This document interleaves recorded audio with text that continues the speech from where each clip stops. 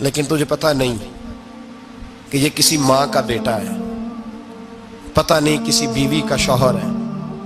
ایک ہمارے دوست ہیں، بزرگ ہیں، ان کا داماد فوت ہو گیا، نشہ کرتا تھا۔ تو میں تعزیت کرنے ان کے گھر پہنچا تو کھڑے ہو گئے ہاتھ باندھ کے، کہنے لگے حضرت صاحب باقی ساریاں گلاں چھڑ دیو، صرف نشے تے تقریر کریا کرو۔ وہ جب جیتا تھا تو تب بھی اس کے بچے یتیم ہی تھے، یتیم ہی تھے۔ میری بیٹی جب میرے گھر آتی تھی اور میں اپنے پوتوں کے اترے کپڑے اسے پہننے کو دیتا تھا تو میرا کلیجہ پھٹتا تھا۔ اور میری بیٹی اس کی زندگی میں بھی بیوہ کی زندگی گزار رہی تھی، وہ میری بہوؤں کے اترے ہوئے کپڑے پہنتی تھی۔ کوئی دعا کرو، کوئی جلسے کرو، یہ لت ختم ہو جائے۔ اور کہنے لگا اب میرے وہ چلا تو گیا ہے، دادا دادی اس کے پہلے کوئی نہیں، چچا ہے کوئی نہیں، جب تک تو میں زندہ ہوں ان نواسوں کو کوئی روٹی کا لقمہ، کوئی کپڑا مل جائے گا۔ لیکن سوچتا ہوں میں بوڑھا ہوں، مر گیا تو ان کو کوئی پوچھے گا بھی نہیں، کون ان کی خبر۔ اتنا ظلم اس قوم سے، اتنی زیادتی، اور آرام سے لکھ کر لوگ گزر گئے کہ یہ 70 لاکھ ہے، ان کا درد تو سمجھو، تکلیف تو سمجھو۔ 7 فٹ کا سونا جوان اور نشے کا عادی ہے تو کسی نالی میں پڑا ہوا ہے۔ اور میں نے کہا اس قوم کے ساتھ اس سے بڑا بھیانک مذاق کیا ہوگا۔ کوئی دانشور تھا بڑا ظالم، اس ظالم سے کوئی مشورہ لینے آیا، اس نے آ کے کہا تو بڑا ظالم ہے، بڑے کڑوے مشورے دیتا ہے، میرا ایک دشمن ہے، میں اس سے بدلہ لینا چاہتا ہوں، میرا دل کرتا ہے اس کا بچہ قتل کر دوں تاکہ وہ تڑپے۔ تو ظالم نے کہا اسے قتل نہ کر، وہ تو اس کا باپ 2-4 مہینے رو کے چپ کر جائے گا، پھر میں سخت سزا دینا چاہتا ہوں، مشورہ دے۔ تو اس نے کہا اس کے بچے کو نشے پہ لگا دے، جس کا بچہ نشہ کرے گا وہ باپ روز مرے گا، روز جیے گا، وہ ماں روز مرے جیے گی، نشے پہ لگا دے۔ اس قوم کے ساتھ سب سے بڑا ظلم یہ ہوا کہ ملت کا جوان نشے پہ لگ گیا، ڈرگز پہ لگ گیا، اتنے تباہ حالات ہوئے کہ جوان چڑھتی جوانیاں، اماں نے کتاب دے کے بھیجا تھا، اور کالج سے واپس آئے تو نشے کے ٹیکے ہاتھوں میں پکڑے ہوئے، ٹیکے۔ اور آپ کے اس ملک کے اسلام آباد میں ایک دن میڈیا نے وہ خبر بھی وائرل کی اور وہ چیز بھی دکھائی لوگوں کو، 3 مہینے کا بچہ لے کے نشئی سڑک پہ آ گیا، اس نے کہا میرا نشہ ختم ہو گیا، میرا بچہ خرید لو، 2 پڑیاں دے دو۔ تو وہاں بیبیاں جو سن رہی تھی وہ بھی چیخیں مار کے رو رہی تھی۔ یہ ظلم کیا اس قوم کے ساتھ، اور کرپشن کی لعنت نے اجازت دی سپلائی کرنے والوں کو کہ گلی گلی بیچے، گلی گلی۔ انہوں نے کچھ تھوڑا ظلم نہیں کیا ان حکمرانوں نے، اور ہماری اپوزیشن اس کو نہ صرف اتنا پتا ہے کہ یہ جائیں اور ہم آئیں، اس سے زیادہ کوئی غرض نہیں۔ بھائی کرپشن کے خلاف نکلے ہو تم، نشے کے خلاف کس دن نکلو گے؟ جوئے کے خلاف کس دن؟ قوم تو مر رہی ہے نشے سے، اس کے خلاف میدان میں کب آؤ گے؟ صرف اتنا ہے کہ یہ جائیں اور ہماری باری آئے، اس سے زیادہ کچھ نہیں۔ جتنے مجرم وہ ہیں اتنے ہی تم بنتے جا رہے ہو، اس لیے کہ اصل بات پر نہ وہ آتے ہیں اور نہ اصل بات پر یہ آتے ہیں۔ بھائیو میرے نبی پاک صلی اللہ تعالی علیہ وسلم، اور ایک اور تماشا ہے، یہ میرے پہ اللہ کا یہ احسان رہا، اس لیے نہیں کہ میں پرہیزگار آدمی ہوں، نیک ہوں، اس لیے نہیں، ویسے ہی اللہ بعض اوقات اسباب بناتا ہے، سبب بناتا ہے۔ مجھے نہ شراب کے رنگ کا پتہ ہے، نہ اس کی خوشبو کا پتہ ہے، نہ میں نے کبھی زندگی میں دیکھی ہے، یہ کرم ہے میرے حضرت صاحب کا، میں نے نہیں دیکھی، مجھے نہیں پتا کیسی ہوتی ہے، کچھ باتیں میں نے سنی ہیں۔ ایک محفل میں بیٹھا تھا مجلس میں، تو ایک شخص نے کہا کھانسی نہیں جاتی بچے کی، دوسرا اس کو مشورہ دے رہا ہے، کھانسی نہیں جاتی، بڑی دوائی دیسی بھی فلاں بھی بڑی کھائی، مشورہ دیا اس کو کہ تو اس طرح کر، اس کو نا شراب کے 2-4 چمچے پلاؤ، کہتے ہیں جی اس کو نا یہ پلاؤ تو صحیح ہو جائے گی۔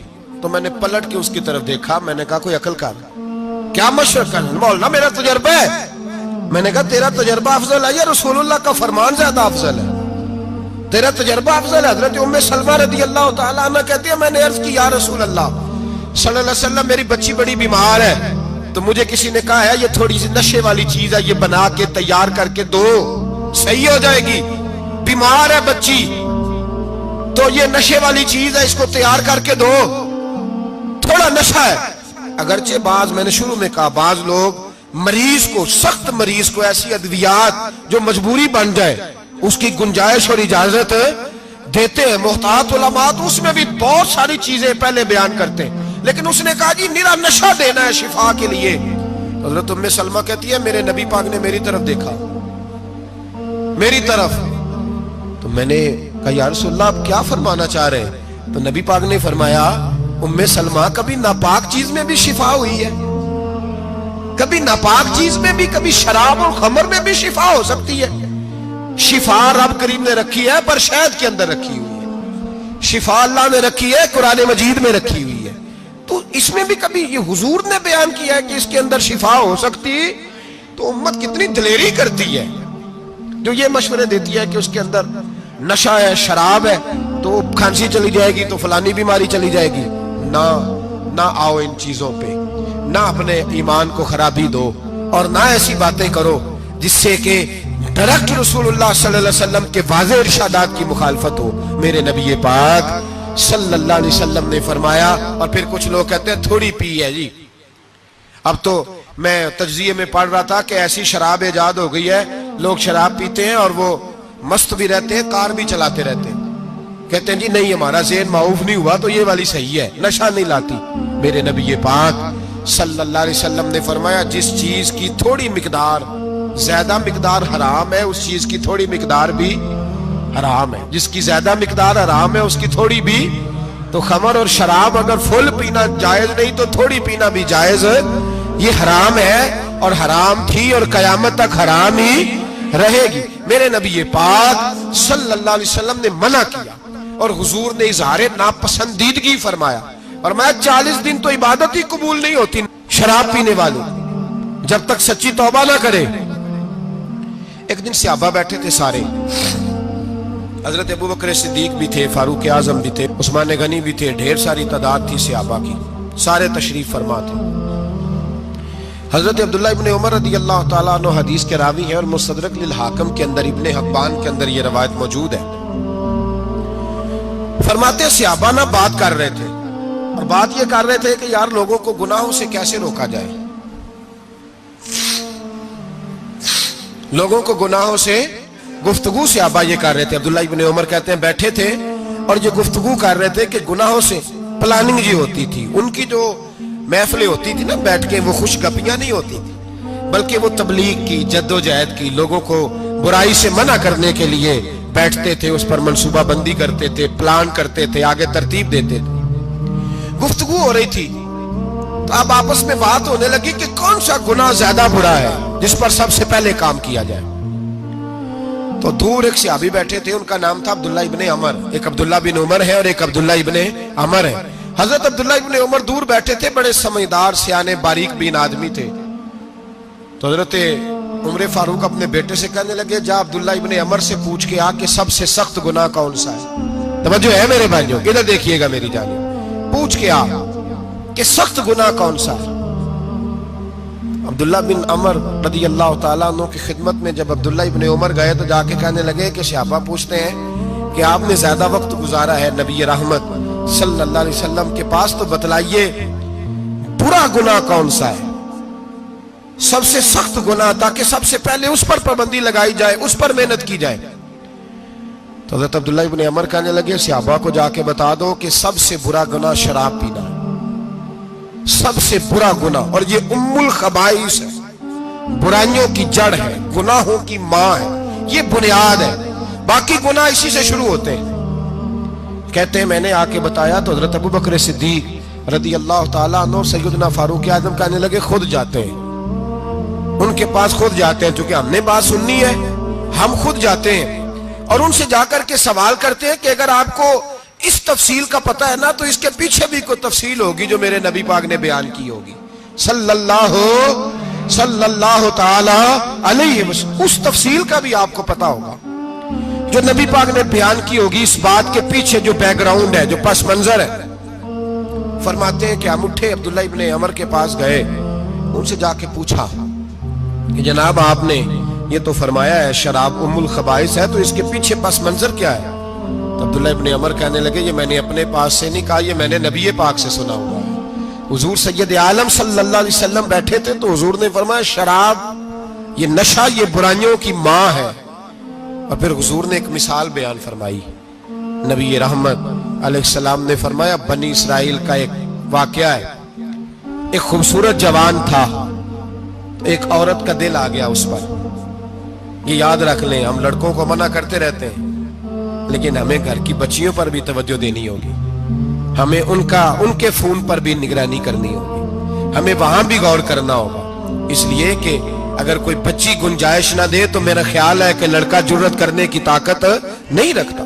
तो वहां भी उनकी अम्मा से कहे कि पाबंदी लगाए, बच्ची किसी का मोबाइल लेकर के कहीं उसको इस्तेमाल तो नहीं कर रही, इस पौधे पर भी तवज्जो दे, दरख्त बनने से पहले इसकी भी निगरानी करें, यह भी बड़ा जरूरी काम है। औरत का दिल आ गया तो नबी पाक अलैहिस्सलाम फरमाते उसने कोई बहाना लगाया, किसी को कहा कि उस नौजवान को बुला के लाओ, उसको कहो कि हमने कोई गवाही लेनी है तुझसे। वो नौजवान आया, एक कमरे में दाखिल हुआ तो अगले कमरे में ले गए, वहां दाखिल हुआ तो उससे अगले कमरे में ले गई, वो दाखिल हुआ तो इसी तरह 7 मुकफ्फल कमरों में ले गई। मेरे करीम रसूल मेरे महबूब पाक अलैहिस्सलाम फरमाते हैं, सहाबा को समझा रहे हैं मीठे लबो लहजे में, फरमाते हैं जब सबसे पिछले कमरे में ले गई तो एक लड़का बंधा हुआ था वहां रस्सियों से, शराब का प्याला पड़ा हुआ था। और बीबी कहने लगी कोई गवाही शवाही नहीं लेनी, तुझे इसलिए बुलाया है कि तेरे ऊपर दिल आ गया है, अब मेरे साथ मुंह काला कर। तो वो जवान कहने लगा नहीं, मैंने अपने नफ्स को पाक रखा हुआ है, मेरी नजर भी पाक है, दिल भी पाक है, और उसकी बरकत यह है कि रब ने मेरी रूह को भी पाक रखा हुआ है, तो मैं ये हरकत नहीं कर सकता। पाक लोग पलीत कामों की जानिब तवज्जो नहीं करते, मैं ये हरकत नहीं कर सकता।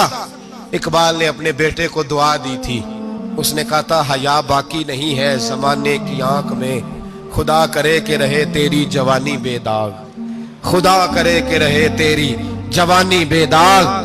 कहा मेरे साथ मुंह काला कर, उसने कहा मैं नहीं करता। कहने लगी चल फिर इसको कत्ल कर, इसको मैंने बांधा हुआ। उसने कहा मैं कत्ल क्यों करूं, मेरी क्या दुश्मनी है। कहा फिर शराब पियो, कहा मैं शराब भी नहीं पीता। तो कहने लगी अब तो मैंने तुझे अपने चुंगल में फांस लिया है, अब तू यहां से बच के जा नहीं सकता, और अगर तू बाहर जाएगा तो मैं शोर करूंगी, लोग जमा करूंगी, इसने मेरी इज्जत आबरू पे हाथ डाला है, तो तू बच तो नहीं सकता, एक काम तो करना पड़ेगा।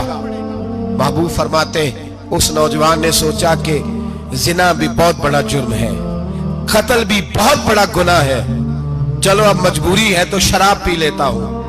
लेकिन वो समझा ना कि शराब तो बुनियाद है। उसने एक प्याला जो पिया, कहने लगा एक और दे दो, दूसरा पिया तो कहने लगा एक और दे दो। अब 3 प्याले 3 बोतलें शराब जो पी चुका तो खुमारी चढ़ गई। अब उस औरत के करीब जाने लगा कि मैं तेरे साथ जिना करूंगा। उसने कहा जब तक मैं करीब नहीं आने दूंगी जब तक तू इसे कत्ल न करे। उसने उसे कत्ल भी किया, जिना भी किया। तो महबूब फरमाने लगे ये कत्ल और जिना जो हुआ है तो ये शराब की वजह से हुआ है। गोया शराब वो जुर्म है जो कत्ल भी कराएगी, जो जिना भी कराएगी। और अगर आप नशई को देखें, अगर आप शराबी को देखें तो क्या वो डकैतियां नहीं करता फिरता, वो चोरियां नहीं करता, वो अपनी ही माँ का जेवर नहीं बेच आता, वो अपनी ही बहन का पड़ा हुआ जहेज नहीं बेच आता, वो अपने ही घर में डाके नहीं डालता, वो अल्लाह के घर मस्जिद में आकर के चोरी नहीं करता। वो सिर्फ इसलिए करता है कि ये नशा, ये शराब, ये माँ है गुनाहों की, ये जड़ है। मिल्लत के लोगों याद रखो, इस उम्मत, इस पाकिस्तान के साथ जहां बहुत सारे जुल्म हुए, वहां बड़ा जुल्म ये है कि बहुत बड़ा तबका जवानों का नशे का आदी है। वो नशा इन्हें इश्क मजाजी और औरतों के इश्क की जानिब ला रहा है। वो नशा चोरियां करा रहा है, कत्ल करा रहा है, डकैतियां करा रहा है। बहुत बड़े जालिमों ने बहुत बड़े हाउस बनाए हुए हैं जिनके अंदर शराब फराम की जाती है, नशा दिया जाता है। मैंने तो ऐसे ऐसे लफ्ज सुने कि इलेक्शन के दिनों में वोट लेने की खातर सियासतदान इन्हें नशा फराम करते हैं, इन्हें बांध के रखते हैं, रोज तुम्हें पुड़िया मिलेगी, वोट हमें डालना। इतना जुल्म, इतनी ज्यादती, इतना जबर, एक इंसान के साथ खेलना। लौट आओ, पकड़ो इनका दामन, अपने घरों को बचाओ, अपने दोस्तों को बचाओ, جاگو جاگو امت کے لوگوں جاگو، میرے نبی پاک صلی اللہ علیہ وسلم کے کلمہ گو لوگوں کو بچاؤ۔ ان پر اگر سختی کرنی پڑتی ہے تو کرو، پیار کرنا پڑتا ہے تو کرو، محنت کرو، جدوجہد کرو۔